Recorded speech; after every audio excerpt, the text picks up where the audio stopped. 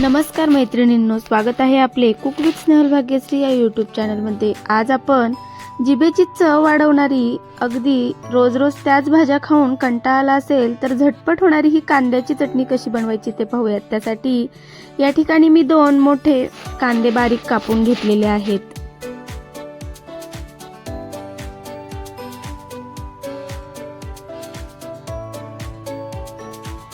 कांदा कट करून झालेला आहे। आता भरपूर कोथिंबीर आपण बारीक चिरून घेऊयात।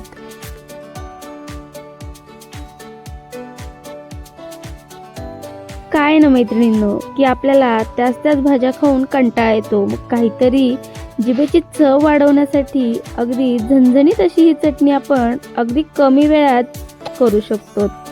तर पहा, या ठिकाणी आपली कोथिंबीर देखील छान कट करून झालेली आहे। आता कोथिंबीर आणि कांदा एका बाउलमध्ये काढून घ्यायचा आहे।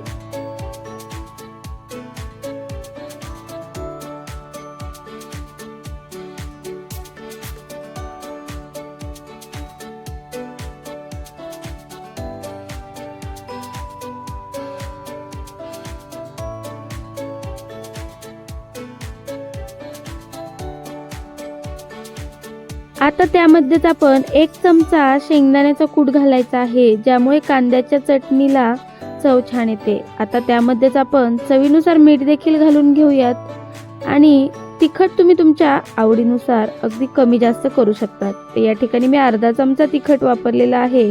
रंग छान यावा यासाठी काश्मीरी मिरची पावडर देखील वापरलेली आहे। आता हे छान मिक्स करून घ्यायचे आहे।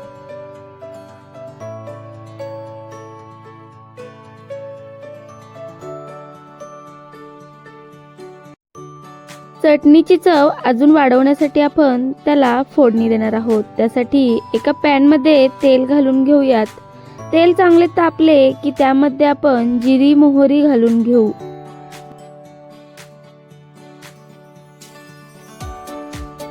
आता जिरी मोहरी छान तडतडली की त्यामध्येच आपण अगदी चिमूटभर हिंग घालणार आहोत। हिंग देखील छान परतल्यानंतर त्यामध्येच 7 ते 8 कढीपत्त्याची पाने आणि 5-6 लसूणच्या पाकळ्या ज्या ठेचून घेतलेल्या आहेत त्या देखील घालून घेऊयात। अगदी सोनेरी रंग येईपर्यंत, छान लसूण कुरकुरीत होईपर्यंत आपल्याला ही फोडणी करायची आहे। त्यानंतर ती फोडणी आपण जो कांदा आणि कोथिंबीर घातलेला आहे त्यामध्ये घालूयात।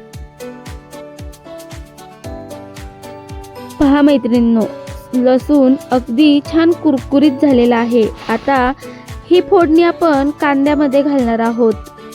अगदी छान मिक्स करून घ्यायचे आहे। बोलता बोलता अगदी आपली चटणी छान तयार झाली।